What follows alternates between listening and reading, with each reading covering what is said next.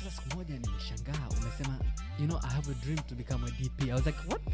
Mimi I used to have this dream since I was young, being in film. Nisingekuwa kwenye film, I was a medical doctor. Tatizo letu wa bongo kumudu mtu sana. Amweza ni mtu wangu hata kimbia. Hiyo ni mbaya sana.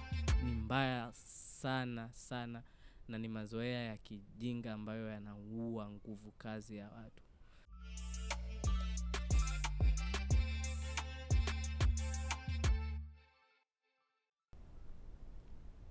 Patrice. Yes. Siku moja nilisema Patricia, mtu mmoja akasema koma wewe. Utakuja kubishana naye hapa mbele ya podcast. Sasa hebu nisaidie, jina lako sahihi ni lipi? Kwa majina niliyopewa na wazazi wangu ni Patrice Stefan, that's my father. Mtui, that's the clan. Yeah, and the name ilikuja nilipewa baada ya baba mkubwa wangu ambaye alikuwa ni kaka yake na baba yangu kufariki. So I was named after him.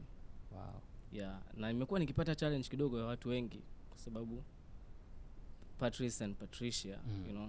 So much. Yeah, ina sound ladish kidogo hivi. Yeah. First time, you know. Yeah. Tumekutana nafasi pale nafasi film ndio club and wakanasema kuna jamaa mmoja anaitwa Patrice. Mimi to the back of my mind nikasema kwamba Patricia. Anyway, kwa sababu nimesoma na umdada, no offense, alikuwa ni mwimbaji mmoja mzuri sana, sijui kama bado anaimba sasa hivi lakini anyway. So ndo first time nimelisikia ile jina lilikuwa la kwake. Kwa sasa ilivyokuja Patrice nikasema okay. Trace. Is that Patricia? Yeah, is it so ukapata picha fulani hivi. Now the thing is like nianza kusikia jina kabla sijaonana na mtu. I was like, oh, so good looking girl kind of thing. Yeah, very attractive, I'll see you. Anyway, so karibu sana kwenye NNS. Asante sana. Shukran pia kwako wewe na timu yako kwa kunileta hapa. Oh, thanks. Kwenye hili jukwaa ni kubwa. You know. Thank you. Yeah, thank you so much. Hapa mostly tunaongea kuhusu ndoto. Na kuna siku moja uliongea kitu nilicheka sana. Alafu nikasema I say kweli watu na ndoto. Wewe kwenye interest umejenga reputation kubwa na taswira kubwa sana wewe as a sound man. Yes. Umefanya gigs nyingi sana, project kubwa sana. Ni mtu mkubwa sana. Thanks be to God, man. Yeah. Sasa siku moja nimeshangaa umesema you know I have a dream to become a DP. I was like what? Really? I mean una dream or it's something you are working on it? Kwa nikasema na nakumbuka nafikiri katika watu ambao walikuwa very against it ni mimi. I'm very sorry for that because it's a dream and I was like man, umeshafanya kazi kubwa sana kwenye hii tasnia ya film as a sound person, you know. Alafu unataka ku switch gigs nyingi unazozipata, kazi nyingi unazozipata zote zinatokana na hii career yako, lakini sasa unataka ku switch huo kwenye DP, uanze tena kujenga hii. It's going to take you some time. Na hizo sasa zilikuwa notion zangu mimi. Yes. I mean, tell me more about this dream. Is it real or is it, it was more like a joke or something? Let me take you back a little bit. So mimi I used to have this dream since I was young. Okay. Being in film. Nimeanza tokea 2012. At that time, thanks be to God, nilisomea Kenya. Okay. So Kenya walikuwa na drama festivals. Oh. Yeah. So I participated in dramas, acting in plays. So hiyo ilini drive mimi kuipenda and tapping into films. Okay. So when I finished Form 4, the only thing I only wanted was film. Okay. So and kwa sababu I don't want to explain about that, but ilikuwa challenge kwangu mimi kwenda kwenye film school and all the stuff like that. So niliamua kujifunza kwa watu ambao tayari wana hiyo skill.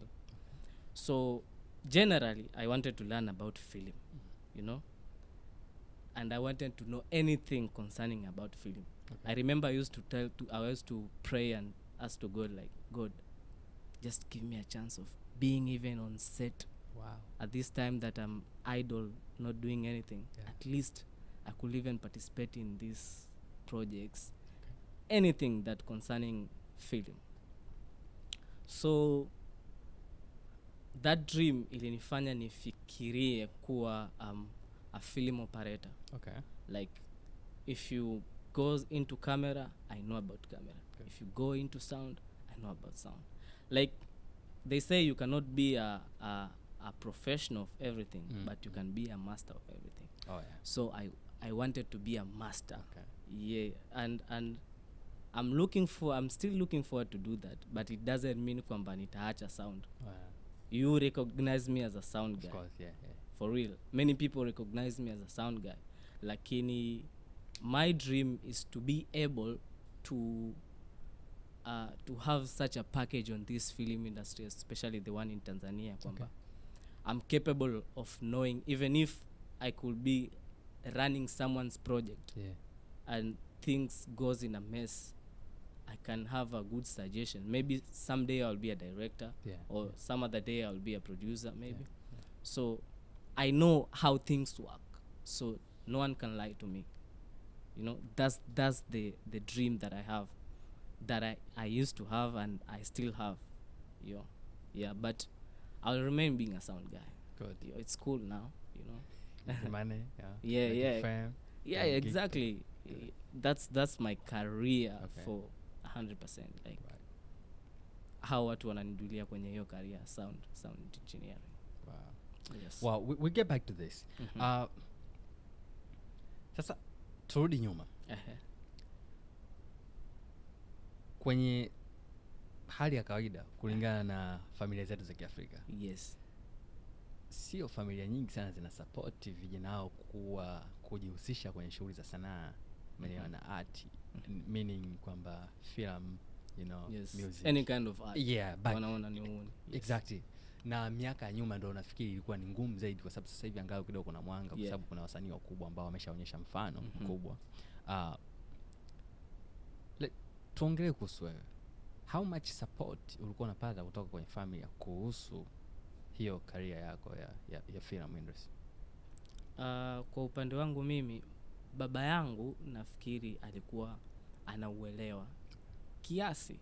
Though my mother was okay with everything, like if it's good to you and you love it, it's okay, go do it.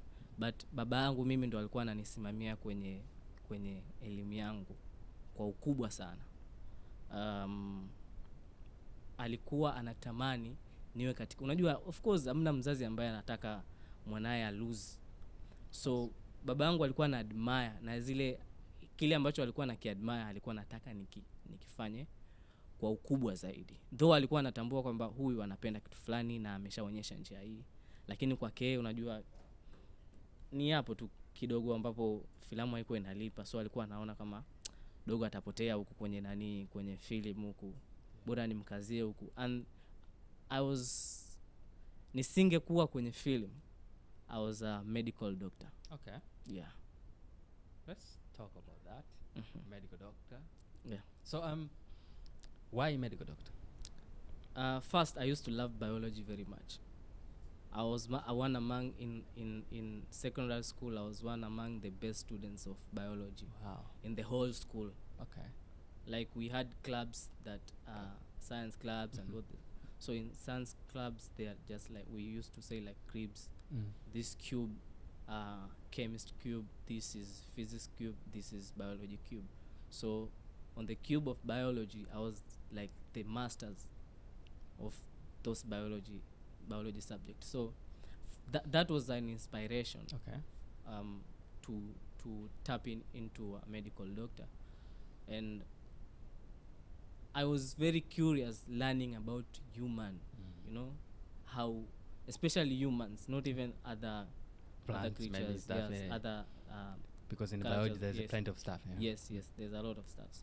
So that drives me into becoming. And the thing is that nilionyesha wazazi wangu kwamba this is the way, and my father was like happy kwamba this is the way. Yes, bwana huyu dogo anaenda kuwa doctor. But at the end of the day, you know, God has already chose for you something, and Wait a Just minute. go into it. Kabla hajaenda kwenye choice za God hapa kuna hapa katikati hapa kuna transition. Mimi nataka nijue kwamba ukiwa uko shule, na nafikiri watu wengi pia walivyokuwa wako shule walikuwa na ndoto zao ambazo wanafikiri wanaweza kuwa watu fulani, lakini wengine labda, kwa mfano, kuna watu wengi sana katika makuzi yao walikuwa wanafikiri kwamba wanataka kuwa madaktari kama ulivyosema, mapilot, lakini wengine wanakuta labda physics inawatoa nje ya game, wengine labda ni hesabu somehow inawatoa nje ya game, lakini kwako wewe what happened kwenye hiyo career ya udaktari mpaka yani mpaka uka flip kwenda kwenye kitu kingine? Yani ni nini kile happen hapa katikati? What the story between it? Manze, ni vitu vingi sana. Okay. Vingi sana vile happen. First, mimi nilivyomaliza form 4 siku opt kwenda in O level. O level, siku opt kwenda kwenye O level. Okay. Nili opt kwenda college, ni start kwenye diploma. So, and my parents and my dad and other relatives were saying like, you need to go to O level. Okay. So hiyo mimi ilini piece off totally kabisa. And mimi remember my first priority since I was a kid was film. Totally. So my number one goal ile nilikuwa nimeiset kwamba let me go kwenye medical, nimfurahishe mzazi. Okay. And as I'm learning about medical and being a medical doctor, I could have some space of learning about what film. Okay. So, because that was the priority. That was the number one priority. So nilikuwa nafanya hiyo kwa kuwa please wazazi ili wasi. So walivoni piece off kwenye kusema sasa, nabidi uende O level. Kumbuka mimi at that time nilikuwa nasoma Kenya. Okay. Ulisoma Kenya secondary school? No. Primary. Okay. Okay. But sija kufanya mtihani wa darasa la 7. Au primary wote. So nilifika standard 7 Kenya. Nika kuja Bongo kwa sababu my aunts walikuwa wamesema no, hauwezi ukapata certificate ya education ya Kenya, itakuwa huku ndo kwenu, like unaondoka unaenda kwa Mkenya, so tunataka urudi. So that's why I had to come back. Wait a minute, if you don't mind, if you don't mind me asking, what's the Kenya thing? What's the story between you, Kenya, and Tanzania stuff? If you don't mind, maybe speak in front of the camera. What do you mean by that? I mean, why did you went to Kenya? Why You're did I Tanzanian, went right? to Kenya? Yeah. It's like some parents were there. Maybe part of. Why? My auntie is a nun. Okay. A Catholic nun. In Kenya. Yes. Okay. So wana mashirika yao ambao yeye alijoin shirika ambalo headquarters ziko Kenya. Okay. So alipangiwa Kenya. Yeah. Na Kenya uko vijijini Western Province wanasema huko kwa Waluya, Kakamega ndani. Okay. So mimi nikiwa mdogo I was this little cute boy ambayo with the auntie. I see. ambao nilikuwa very curious kujua vitu. Okay. Napenda kucheza, like people used to admire me. Sio kama najisifia, lakini that's the experience ambayo nilikuwa. That's how it is. Yeah, so auntie yangu akanichukua. Okay. Sasa akamwambia babangu, nataka kusana kukaa na udogo. Please, alimuomba, and my father was like, okay, you are my auntie. So yani yule alikuwa ni mdogo wake na babu yangu. Okay. So to me ni kama grandma. Yeah. Yes. Yeah, I see. So lakini napendaga kumuita auntie. Yeah. So that's why ukawa Kenya. Yes. Okay. Kenya. Understand. Yeah. Okay. Yeah. So tulikuwa tunazungumzia nini? Tulikuwa tunazungumzia kwamba kwa nini ulikuwa nilikuwa nasema kwamba kwa nini ulikuwa uko Kenya na wewe umemaliza kufanya mtihani wote Kenya. Yes. Aha. Now the story. Yeah. So sikufanya mtihani wote wa primary Kenya. So nika shift kuja Tanzania. And at that time watu ambao nilikuwa nimesoma nao Kenya, kumbuka Kenya wanaishia form 4 and they go straight to university. Okay. So wanaenda mpaka la 8 and then form 1, form 2, form 3, form 4 then university. So nilikuwa sitaki kwenda chuo kwa sababu wale ambao nilikuwa nimesoma nao nilikuwa nahofia kwamba watanipita and sitaki wanipite. Okay. You know, and I wanted to be, yani kwa sababu wanasema if you go to college at that time we used to have this mindset kwamba ukienda college, like if you start the course from diploma you understand it very well from the one from O level and then to degree. Okay. So nilikuwa ninategemea hivyo sana. Sasa parents wakaamua bwana no. So I said like yo nataka nifanye 1 2 3. Kwa kuwa mmekataa mimi siwezi nikaenda kwa hiyo njia yenu. Naomba. It was just a polite thing but it went viral. Yeah, ilikuwa kubwa, issue kubwa sasa watu wamekumind mwanangu. Yeah. So to cut the long story short, so hapo ndo ilikuwa safari yangu ya kwenye filamu officially. Okay. From kuwa mtoto, kuadmire, kuwa that type na kuonyeshwa njia na kuanza officially kama as a filmmaker. Okay. Yeah. And I tapped on to sound. Right. So as a filmmaker, Yes. wakati unaanza kujifunza uliingia straight kwenye sound department au labda ulipitia let's say chuo au how did it work exactly?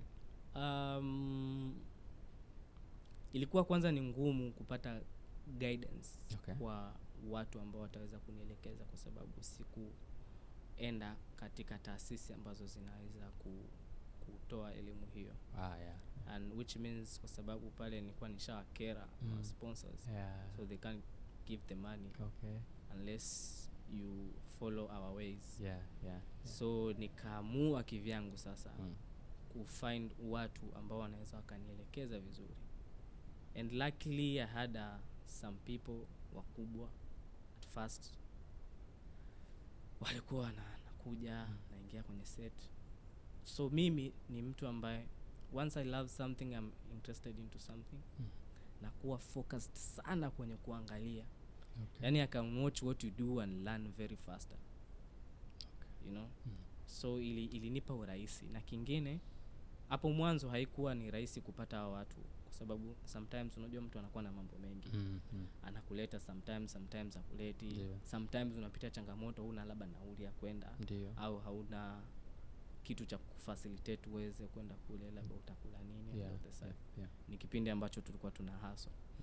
So nilipita mikononi mwa watu wengi. Nadhani pia nilipitia nafasi na ambapo tulikutana. Yes, you know? Yes. Yeah, so huko kote I wanted to wait a minute. Nafasi pale ilikuwa ni sehemu ya wewe hustling au I thought by that time ulikuwa uko tayari? No, nimeanza Nafasi Film Club bado hata sijaingia kwenye sound, but I knew about sound. Okay.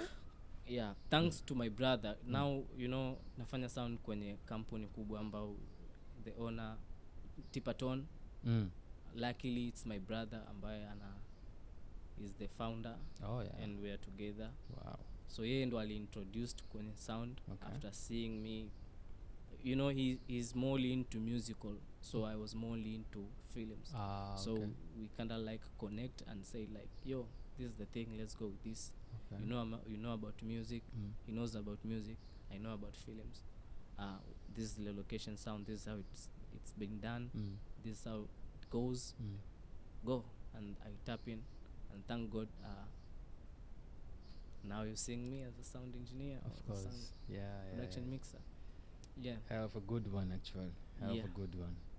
Right. So talk to me about the industry of sound engineering kwenye game ya Bongo Movie. You said the what? The industry. The industry. Yeah, Okay. Yes. yeah, sound engineering kwenye Bongo Movie kwa sababu mwanzoni watu walikuwa wako so obsessed na quality ya picture. Lakini sio sauti kwa kiwango kama vile kinavyopaswa kuwa. na nafikiri sasa hivi mpaka sasa nafikiri inaweza ikawa bado ni debate kubwa ya kuona kwamba nguvu ipi iwekezwe kwenye nini, aidha kwenye picha ama kwenye sauti, umeelewa? Kwa hivyo sasa mpaka sasa nafikiri watu bado wanaendelea kudebate kwamba we need more higher resolution cameras rather than invest in the sound equipment. Ama in a production, let's say kwenye budget unaweza kuta sound budget yake ni ndogo sana versus budget ya visual equipment. Sasa tell me from your experience, kulingana na kazi ulizozifanya, what does it do you have to make out of this? Wewe unaweza kuzungumziaje kitu? So definitely wanasema according to the history of film ni kwamba ilianza kamera, then wakaona tunahitaji sauti. So of course watu wengi wana figure out, cameras, having videos, taking videos, shooting a film is a visual storytelling. So visually wangeenda sawa, but a human ili aweze kuelewa au understand the story, he needs to hear and see. So when you just see and you don't understand what it's going on there, unless people are talking, you won't know anything, sindio? That's why audio kwenye film ikawekwa sawa. So mara nyingi sana watu siwezi kusema kwamba ni watu wa film industry wamebase sana kwenye kuinvest kwenye cameras, all the stuff like that, au watu lakini kila mmoja kwa nyanja yake on the visual cameras wanajaribu kuinvest vitu ambavyo vita cameras, gears za rigs, so waweze kupata, wanajaribu kwa njia zao wenyewe na knowledge yao wenyewe na professionalism yao wenyewe kugundua vitu. So pia sisi kwenye upande wa sound kuna watu ambao wanafanya hiyo kazi, wana experience. So sound, kuna live sound, kuna field sound, kuna this studio sounds ambazo zinakuwa ndani ya studio. So watu ambao labda wanafanya live music, kuna watu specifically ambao wanafanya mixing music lives, unaona, wana study their industry and they're inventing things ambazo zitawasaidia kwenye field. Pia kuna recorders, labda kuna challenge hii, watu wanatamani kufanya hiki, wana join up together, wanaongeza manjonjo ili audio iweze kupatikana katika quality. Kwa hiyo kwenye hilo nadhani wote tunashirikiana, ila sasa kwenye upande wako wa film, how people in the film wanatuona sisi watu wa sound, hapo ndo kimbembe sasa. Okay. Watu wengi kwa experience ya kwangu, ukiwa nao kwenye set wanaona si mtu wa sound ule bwana, ana nini, anahitajika nini, hahitaji vitu vingi sana, as in yupo tu sound. Mtu anachukulia ni as in sound ni mtu anaweka hapo mic na mtu anamvalisha mic and then you don't do anything, you are just there listening and putting the mic in front of them to capture their sound. So hivyo ndo watu wana passive, na watu wengi sana hiyo ina cost kwa sababu hawana knowledge. Unaenda unafanya kazi, hatualaumu, because we are trying to build up the industry kwa kuelezea how tunawaelezea how sound works, and wale pia wanangana kuelezea watu pia how camera works, So sisi pia tunakaga na watu wa post production, tunaeleza labda mtu ambaye atambui, kwa sababu mtu ana mindset hiyo, bwana na twanga hapa sound yangu nimeipata, kanyaga twende, haina vitu vingi. Lakini they don't understand kwamba sound tunaicollect as a raw na tunawapa watu wachakate hizo audio. So challenge ndio hiyo hapo ya kwanza, kwamba wanachukulia sound as in simple, lakini ukiwa out au ikisha labda wame launch film zao, that's when they recognize, man, like this nigga did a good thing, you know, like unyama sana, hapo ndo anakupa heshima. Lakini ikiwa kwenye set mwanangu, bro, you know that you have a experience of that. Yeah, so hiyo ndo changamoto nyingi ambayo tunapata. Na kwenye budget wise? Yeah, budget wise pia kuna changamoto hiyo ya budget, kwa sababu kama ulivyosema watu wanachukulia easy. And the thing ni kwamba we as Tipaton and as a company, we are trying to invest so much in sound so that we can give people quality audio for a cheap price, but not cheaper. You know? Yeah. Cha kwanza sisi Tipaton tunasema we go beyond creativity lines. And by doing that, we want to take your vision or your story to capture it in a good way, so that when people listen to the sound of that story which you are telling, iwe katika ubora, mtu asikie kama yani a tap in kwenye story. So that's the thing about kama Tipaton tunachokifanya. So we invest, tunajinyima sana ku buy gear, investing in gears. So client wanatuangusha sometimes, you know. Okay. I don't know how to say it, but tusije tukawavunja moyo. Watu wakakimbia wakasema unakuja kutusema hapa mwanangu. You gotta be honest. Obvious, yeah. Kama ni swala ambalo la kuweka wazi, ni bora kwa sababu muda mwingi hizi talks kama hizi na ma-technician wabobezi wa department tofauti kwenye film industry, hizi pia zinasaidia kufungua macho kwa wadau, ma-producer, watu ambao wameinvest pesa ili wajue kwamba uhalisia upoje. Kwa sababu unajua hicho nilisema kwamba habari ya sauti watu wanaichukulia poa. Of course miaka ya nyuma kwenye film watu walikuwa hawa invest nguvu kubwa kwenye sauti yes, kama wanavyo invest nguvu kubwa kwenye picha. Yes. Umeelewa? Kwenye video. Yes. Watu ukiingia studio kwa wanaofanya music production, hata ukiangalia gharama ya kuproduce audio, music audio, haiwezi kufanana na gharama kuproduce recording section tu yenyewe inakuwa nani hapo mtu aje kufanyia mixing and mastering. Lakini discipline hile iliyoko kwenye music industry pia ilipaswa kuingia hadi kwenye yani nguvu ile ambayo msanii anavoenda studio kurekodi, ndio hiyo iingie kwenye ulimwengu wa film kwenye upande wa sauti. Lakini watu walikuwa wanaichukulia poa. Sasa hizi ndio naona kwamba kumbe yenyewe pia ni kitu ambacho kinapaswa kuwekewa uzito kama vitu vingine. Yes. In a real sense, film mtu anaweza akasamee kama itakuwa na picha mbaya as long as sauti iko poa. Yes. Kwa sababu sauti watu wanasema inaweza kachukua hata 50%. Exactly. Lakini mimi nafikiri inaweza kazidi hata 50%. Kwa sababu watu wanafikiri kwamba ni picha 50, sauti 50. Lakini nafikiri inaweza kazidi kwa sababu ya fact moja.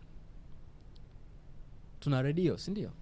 Mtu radio anaisikia tu na picha haoni na anaenjoy, anaelewa vizuri, si ndio?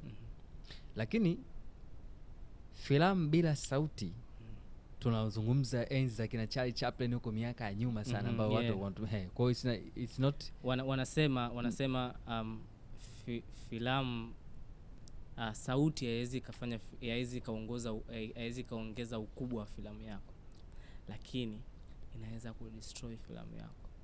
Okay. Totally. Itaongeza manjonjo na kuremba the film with good music, sound effects, you see. Lakini whenever the audio, especially the field one, ikiharibika, you have destroyed the whole film. And tumepata so many cases hasa huku kwa wenzetu wa Bongo Movie, so sema vibaya.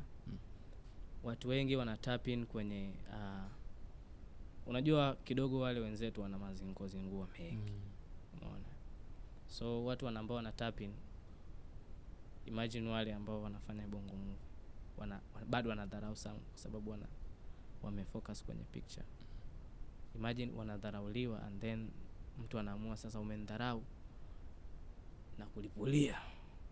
Okay, exactly. So sometimes hivyo vitu mwenyewe una feel kwa sababu ukizingatia mtu amekulipa, amekuomba, yeah, and you are doing it kwa sababu maybe tunajuana, yeah, maybe na kuheshimu, maybe naona vision yako ni kubwa, and yes, of course I'll do the work for you.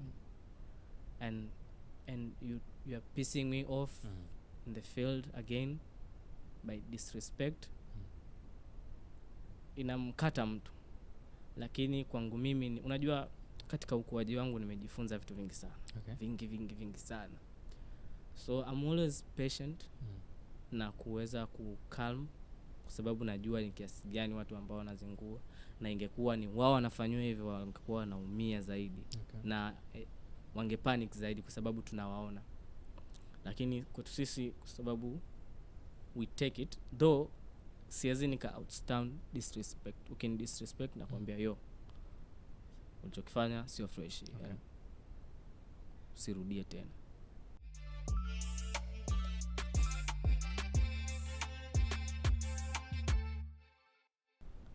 So watu wengi sasa unakuta labda ile oya hela ni ndogo, bado unazingua, mtu anaamua kulipua kazi yako. To me, yeah, to me hiyo it's unprofessional. Yeah, to me yani nani siwezi nikaana na ingeaga na huruma na not even huruma.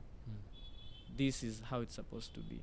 Even if umeniomba kwamba hela yako ni ndogo, I must do the work within 100% of professionalism. Okay. Though umeomba package ya shilingi kadhaa, yeah, I can add a package onto extra. That. Wow. Ambayo labda expenses zake hakuzilipia. So it goes with passion. Yeah. Lakini pia ni kujikuza kwenye industry ndio kumenifanya niweze kuweza kuface challenges hizo na kuzitambua na kuto overreact within ili tusiweze kuharibu vitu vingi. Right.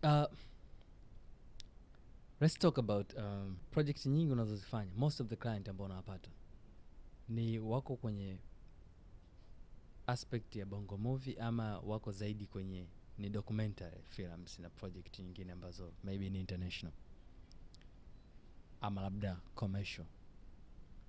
Mostly nimebahatika kufanya documentaries nyingi sana. Nimebahatika kufanya commercials, nadhani pia unazionaga. So mostly nachezeaga kwenye commercials, documentary films, kwa sababu unajua film inahitaji vitu vingi sana, and whenever tunafanya pia tunafanya machaguzi, tunapenda kufanya kazi na watu ambao wana knowledge nzuri kwenye film, kwa sababu whenever ukifanya kazi na mtu ambaye hana knowledge na kwake yeye hataki kujifunza, inakuwa ni changamoto kwako pia.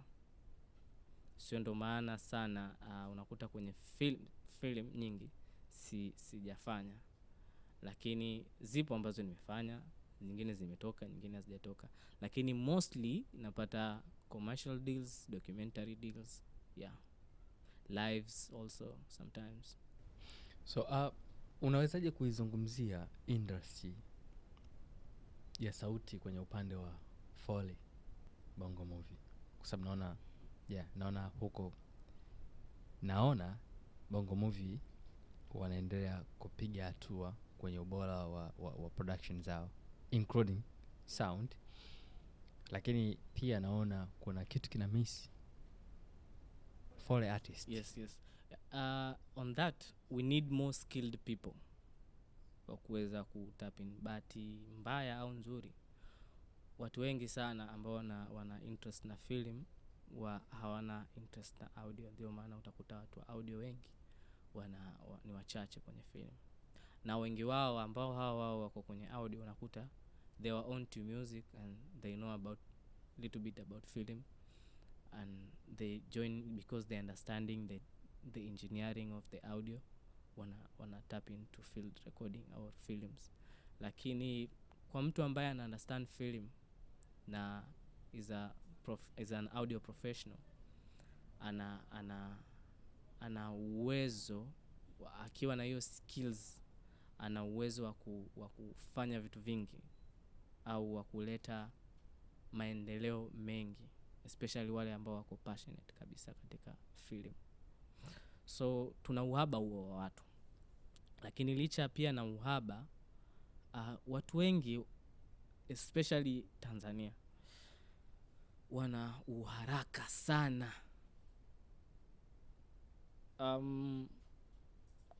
Unafanya editing, post production, you understand inahitaji uwe creative kiasi gani, upate muda, unless alafu tena mtu anakuja na kupressurize kwamba we have this tuna muda fulani, tuna timeline fulani, this is the deadline and you have to make it.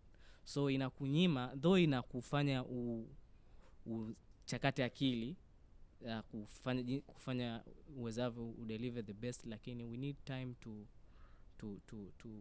develop good things, and Foley needs that. Foley, you know about Foley, you record something that was done in the field just to kuongeza ile sauti isikike vizuri au ilete tension fulani. So inakufanya wewe uchukue ufikirie nitatumia kitu gani ili iweze kupata sound hiyo within a studio, kwa sababu sitaki sauti zinahitajika afu vitu hata havijai kuexist. Umeona, havijai kuexist bro. Kwa hiyo inabidi ufikirie, yani uchakate akili ni kitu gani. So we need time kufikiria hiyo, though watu wenye experience wanafanya, lakini kwenye Foley naona watu wengi sana, kwa sababu nikiangalia hizi film watu wengi sana wanatumia Foleys ambazo zimerekodiwa nje, even ambience. Mtu anatumia market ya wazungu, ameweka kwenye as a sound effect, unasikia kabisa hii ni sound effect. Mtu labda labda ameshoot video yake gari ambalo amelitumia hapo, unaona kabisa ile gari alitoa ile sauti hivi, umeona, lakini ameipachika hapo ni sauti ya gari lingine, Kwa hiyo tunahitaji sana watu wa Foley, watu kwenye hiyo industry. We don't have Tanzania, hatuna hata artist, Foley artist ama Foley studio hata moja na produce kwa sasa. I don't know, wapo watu ambao nimeona wanafanya, lakini not as professional Foley artist. Okay. Yes, lakini nimeona watu ambao wanafanya. And nini wachukua wao mpaka kuwa na ile taswira kwamba sasa ni professional Foley artist wanafanya na wanastahili kupata gigs na project nyingi zinazohusiana na production ya Foley? Do they need like to have I don't know, studio or to have like at least from your eyes unafikiri wanapaswa kuwaje ili waweze kuwa na satisfaction kwamba sasa hawa jamaa wanafanya hii Foley as a professional? First inahitaji passion. Okay. Cha kwanza, you need to have this passion. Unajua hiyo Foley is just the art of using sound by the means of technology, using technological stuff to create an art of sound. So cha kwanza unahitaji mtu ambaye awe na passion. Cha pili, from the passion, now there are ways of telling people that I'm doing this. People are doing content. Yeah. Sometimes watu wana work bure, bwana, you have your own movie, you have your own short film, can I do for you this? As times watu wana recognize, then mtu anaanza kuandaa the rate yake, portfolio yake. Hivyo yani mtu anakuwa kuona nili mwenyewe I said I want to be a sound operator, so lazima nipite huko. And okay, I'm more focused into sound faster kwa sababu sound ndo nina access nayo na I know and I'm fully passionate onto it. So yeah, expect to see me as a Foley artist one day. Oh, thank you. And I'm also doing that. We are doing that. Foley? Yeah, we are doing Foley. Okay. Yeah. welcome to our studio. I will invite you next time. Thank you. Tipaton. To be my pleasure Yeah. kutembelea hapa. Ulete filamu yako sasa tukufanyie vizuri mwanangu. Nitafanya. Wewe ni mmoja kati ya watu ambao unajua nilichokuja kugundua kwamba marehemu you have been in this industry for a very long time and uwezi acha ukaenda sehemu yote wakasema marehemu simjui mwanangu. Man, I'm proud to even be one among your people, you know, that you know. Hata nilivokaa hapa nani atake kujulikana kwamba Valema anamjua. Anyway, mimi sijui kama hicho unasema ni sahihi kwa sababu si kikweli watu tuna hustle. Yeah. Na katika kuhustle tunapitia sehemu nyingi. Respect the hustle. Na katika kupitia sehemu nyingi tunafahamiana pia na watu wengi. Yes, ndio. Ni katika mihangaiko hii ya kusukuma gurudumu la filamu liweze kusonga mbele. Lakini kila mtu pia ana namna yake ya kufika. Yeah. Kuna wengine wamewahi. Kuna wengine tumechelewa. Lakini tupo. It's your right time. Thank you. Yeah. It's your right time. Hamna mtu ambaye anachelewa. Yeah. I'm glad to hear that. Kwa hivyo tunaendelea kusukuma. Sasa kuna jambo moja. Ukiachana na sauti kwenye film industry, nini kingine unafanya kwa ubora kama unavyofanya sauti? Kitu kingine cha ziada. Amecheka. It's nice. You know, katika kujitafuta ule maisha. Of course. Tumepitia kwenye vitu vingi sana. Okay. Kupambana jinsi gani utajua film and chasing also the bag. Ili tupeleka kwenda kwenye mitikasi ambayo ingetusogeza kidogo kwenye maisha. Okay. So nimefanya vitu vingi. Ndio. Na I can't specifically say kwamba najihusisha na kitu kimoja apart from, though I don't want to say it's my own secret. I just want people to know kwamba this is a sound guy, is a filmmaker. Let the rest stay, you know. No, I mean mimi sijauliza vitu vingine ambavyo viko nje ya industry. Kwa sababu najua watu wengi wanakuwa na tunaita side hustle. Yes, side hustle. Kwamba sometimes ukikutana na kitu, kwa mfano hizi kazi za art sometimes za sanaa hizi, kuna muda zinakuwa kwenye peak na kuna muda zinakuwa zinapotea. Yeah. Lakini surviving, we need to survive all the time. Exactly. Yeah. Hatuwezi kuchagua muda sasa hapo bro. Ni kwa hizo kuna watu wengi wanafanya shughuli nyingine tu nyingi. Yeah. Na sisi pia tunaendelea kuwabariki as long as ni hazivunji sheria ya nchi. Yeah. Lakini kikubwa ni kwamba hizo kitu gani kingine unakifanya ndani ya industry. Unafanya sauti vizuri sana. Lakini what else are you doing? Are you an actor? Or maybe producer? Maybe you know, vitu vingine ambavyo within the industry ya film, you know? Or maybe an editor? Of course. Can I tell you something? Please. I started as an actor. Wow. And I'm a good actor. That's what I know. Because that's the thing I actually saw you at the Nafasi Art Space, you know? Ulikuwa unafanya kwenye zile short film MOS, you know? Halafu pia ulikuwa and you look like you should be doing great actor, you know, if so I think kilicho ni sio kwamba kimenitoa kwenye acting, ipo siku watu wata expect kuniona because you know, lakini that's the number one thing ambayo kilinipeleka kwenye film na kilinifanya nipende film, because I was doing dramas, you know, plays, stage plays. Stage. Yeah, wow. Na watu wengi ambao wamenijua kwenye film industry hawajui hilo, wachache sana, maybe watajua kupitia hili. So nilivyoona tuna changamoto sana kwenye film na nilikuwa more passionate kwenye film, so nikaangalia ni jinsi gani ambao ninaweza nikawa among the catalyst ambao tunaweza tukachangia kuchange the game So when nikisimama in front of the camera and I say, yo, I'm an actor now, you know, at least you smile and say we worked, and of course our films are being known. I've act on a good film ambazo zinasifika sehemu fulani, watu wanazipenda.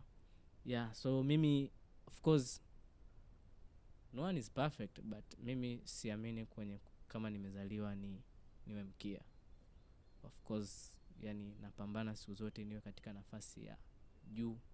Though siezi, sometimes huwezi ukawa wewe ndo wa kwanza, lakini you are just one among the people ambao ni wa juu. So I'm waiting till this game. Nilikuwa nimetarget kufocus kwenda Kenya kidogo, lakini you know kachapa kidogo. Lakini kuna utofauti gani kati ya film industry ya Kenya na Tanzania? Mkubwa sana. Okay. I mean, Kenyans are more skilled than Tanzanians. And one among the things that I like from them is that whenever we are working, bro, we are working. Like, silence on set, roll sound, speeding, roll camera, rolling. We are on to it. No laughing, no those kind of jokes that zinakata mtu kwenye mood. When we say silent, they are all silent. Yani wako serious. They go with time tofauti na sisi kidogo. Si atukandamize, lakini no, naamini unachokiongea kwa sababu kwa reputation kama yako wewe umepita kwenye set nyingi sana za kibongo. Yeah. Umeshakutana na producers wengi, umeshakutana na directors wengi sana kwenye bongo movie, ama hata kwenye hizo project zako ambazo umefanya commercial.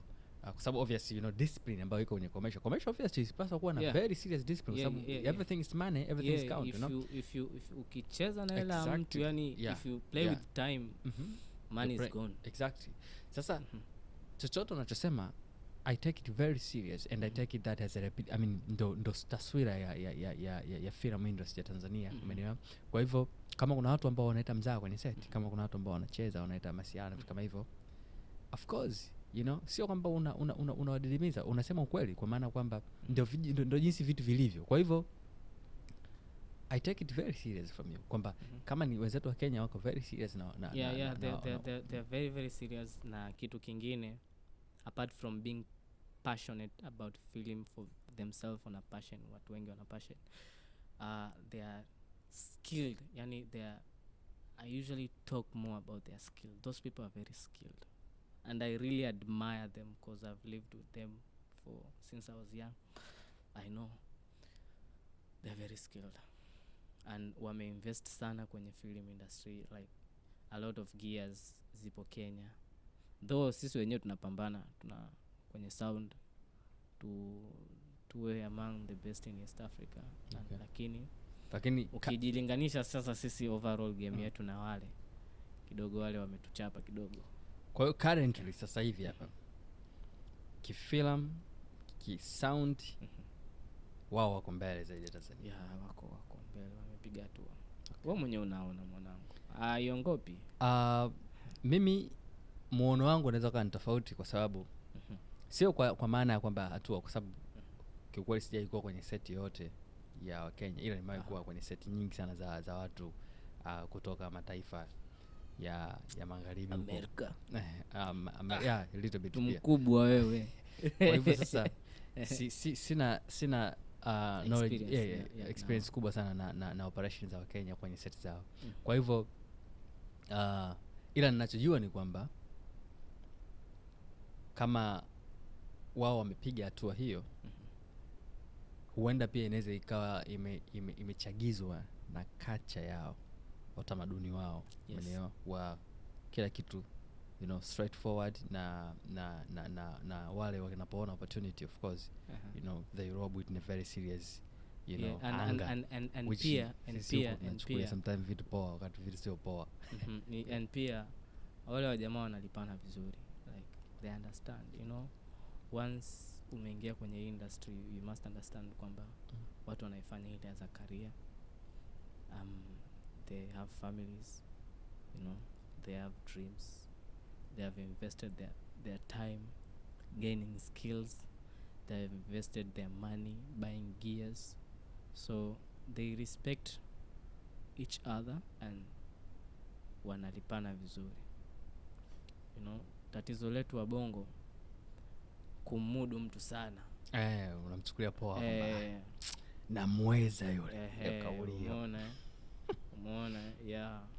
Kwamba mtu amekuomba rate, umempa rate yako, and then anakuja kukuomba, mwanangu nikimeo, mwanangu chaki na hela, mwanangu hela ipo, hela ipo, nikimeo, mwanangu nisaidie, amekupa shilingi kadhaa fresh, mwanangu kwa kweli ni mwana, tuanzetu tuifanye siku nyingine the same money, siku nyingine astari ameshaika clean bwana, namweza yule, na mudu huyu namweza, ni mtu wangu, hata kimbia hiyo ni mbaya sana, ni mbaya sana sana, na ni mazoea ya kijinga ambayo yanaua nguvu kazi ya watu, kwa sababu one among the nguzo ya kuishi ni uchumi ni nguzo moja kubwa sana.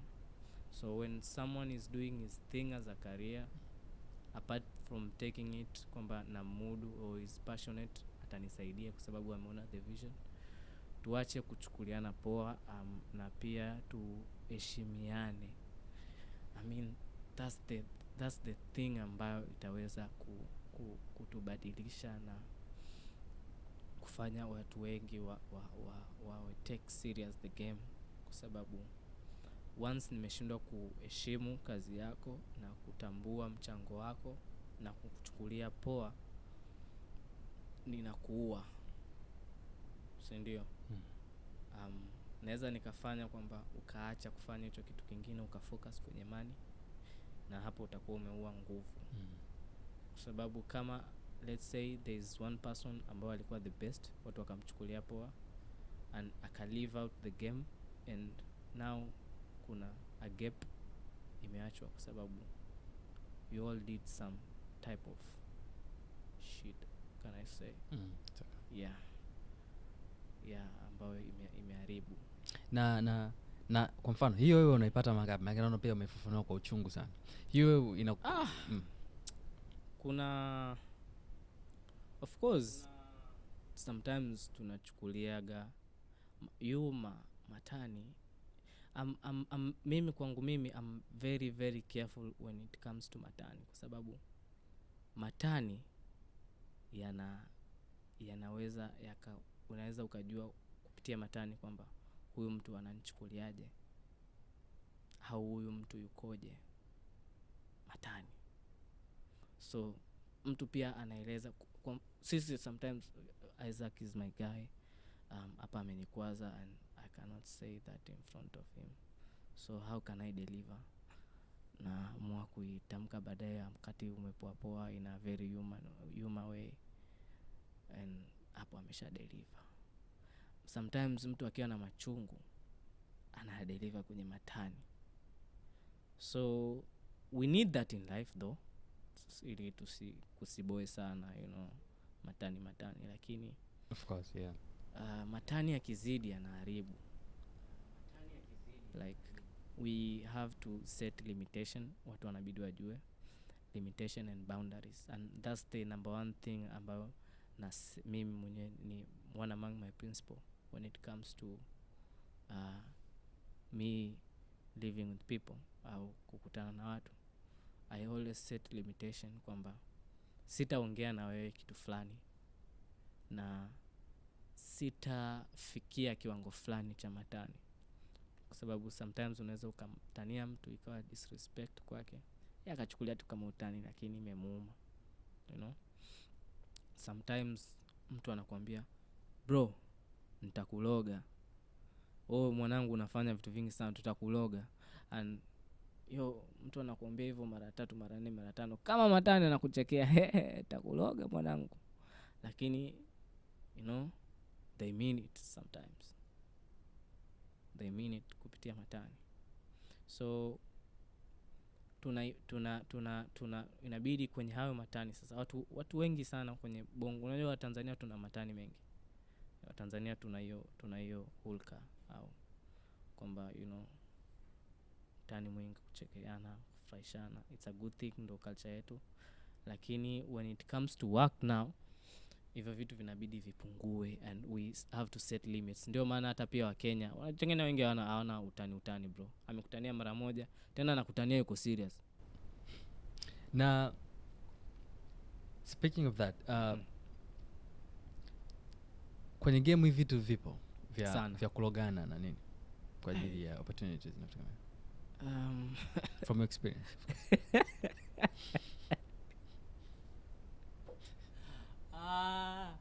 bro, kwa kweli spirituality perhaps vipo, lakini hivi vitu viko kwenye jamii. Nadhani ukienda kwenye kila jamii ya watu unavisikia. And tu mimi vimekuwa vikiongelewa. Okay. What do you mean vikiongelewa? Kuna watu wanakutamkia, kuna sometimes watu wanasema, wana story labda wasikia bwana, jamaa mwanangu ananikazia nikiendelea hivi sana, mwanangu ananiambia wataniloga. Unasikia story kwa watu ambao shida kulogana tena. Wana mtu ameona bwana unakimbiza sana mwanangu, tukampunguze makasi mwanangu huyo, mtoto atulie. Unaelewa? Hizo nimekuwa nikizisikia, lakini mimi sijui kama nishawahi kuloga, sina experience ya kuloga. What I know, I believe in God. I believe in good work. I believe mimi sidhani kama kuna mtu ambaye anaweza, though hizo spiritually vipo, lakini what was meant for you will always come to you. Of course. Wanasema nature gives you who you are. So like you are born into this motherland of earth and you possess it. Then from the people are also nature. So from the people now you get what you deserve by who you are. So kama ni cha kwako kitakuwa cha kwako. So mimi sina experience ya kulogwa blaza, wala sijui. So wow, it was such amazing session. Binafsi na team nzima ya watu wa NNS wanakushukuru sana kwa kufika hapa studio kwetu. Yes. Tunapotengeneza podcast ya NNS. Na tunashukuru sana kwa kuwa na wewe leo as our guest of honor. Thank you very much. Mimi leo nimekuwa guest of honor. Of course, mashallah, I've never been a guest of. I've been a guest of honor. Of course, for you, ningeshangaa hapa. Of course, Kwa hivyo the best advised somebody gave it to you. Kwa majina naitwa Party Steven Mtui, ni production sound mixer from Tipaton Limited. Nafanya field and post production sound. The best advice ambayo nimeweza kuipokea ilikuwa kwa baba yangu mzazi, ambao aliniambia usipende kuchukulia vitu kwa mzaa. Mzaa uzua usaa.